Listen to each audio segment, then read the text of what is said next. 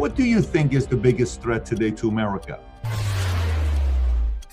I think that the divisions that are occurring in this country, the fact that our Congress seems to be, stalemate right now. There's the Democrats and Republicans fighting over what are we going to do with the $600 a week? What's next? I'm terribly concerned with the way that we budget things. So, for example, $54 of every $100 you pay in taxes, all right, any American who pays U.S. taxes, $54 out of every 100 in the discretionary budget goes to the military.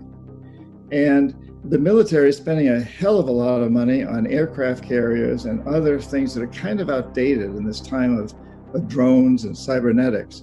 The Chinese, the Russians, they spend a lot less, and we're spending it on things that give basically pork barrel to every state. Every state has benefits from the big military budget. So every congressperson wants to keep the budget growing and keep it making stuff that's to a large degree outdated.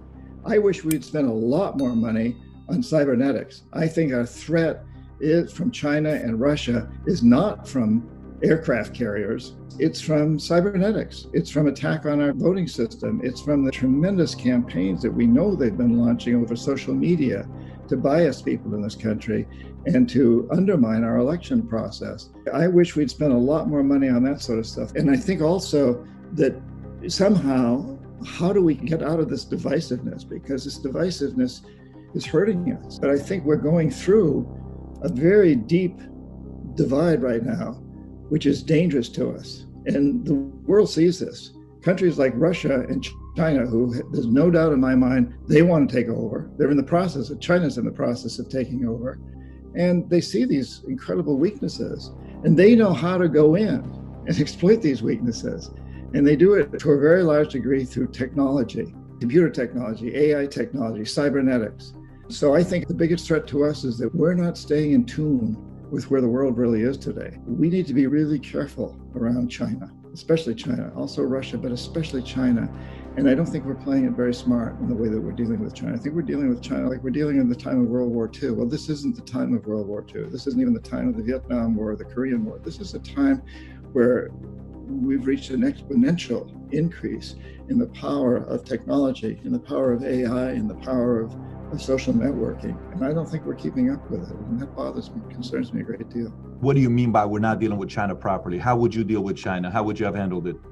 Well, for one thing, I would strengthen our own abilities to protect ourselves from cyber attacks, from virus attacks, put more emphasis on our healthcare systems, on our social networking systems, on our educational systems, to really bring our people up to date to what's going on in the world. I don't think we're doing a good job of really keeping people informed of what the real threats are here. A country with less than 5% of the world's population has about 25% of the... That's unacceptable. That's ridiculous. The largest economy in the history of the world, and we can't take care of our people. We have created an economic system that's causing a lot of problems. It's causing climate change. The oceans are rising, species are going extinct. The income inequality is huge. And what we've really done is we've created an economic system that's consuming itself into extinction, what I call a death economy. And we better look at that. And it's very, very likely that most of our problems, they're all problems, but they're not the problem.